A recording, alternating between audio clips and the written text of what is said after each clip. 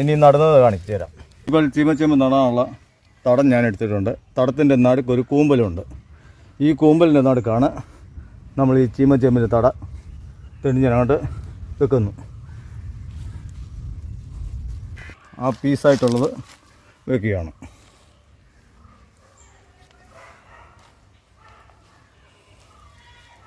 നമ്മൾ വളമിടുകയാണ്. ഇതിട്ട് എന്താണെന്ന് വെച്ചാൽ ആട്ടുമുഴുക്ക പൊടിഞ്ഞതാണ്. നമുക്ക് അവൈലബിൾ ആയിട്ടുള്ള എന്താണെന്ന് വെച്ചാൽ അത് കൊടുക്കാം. നമ്മളിപ്പം ആട്ടുമുഴുക്കാണ് കൊടുത്തിരിക്കുന്നത്. ചാണകപ്പൊടിയാണോ ഉള്ളതെന്ന് വരില്ല, അത് കൊടുക്കാം. ഇപ്പം നമ്മളത് കൊടുത്തു. അതിനുശേഷം രണ്ടാമത്തെ സാധനം ഇടുകയാണ്. അപ്പോൾ ഇത് എല്ലുപൊടി വേണമെങ്കിൽ അത് വിടാം, ഒരല്പം വേപ്പും പിണ്ണാക്ക് വിടാം. ഓക്കെ, ഇതിപ്പം ചാരമാണ് ഇടുന്നത്.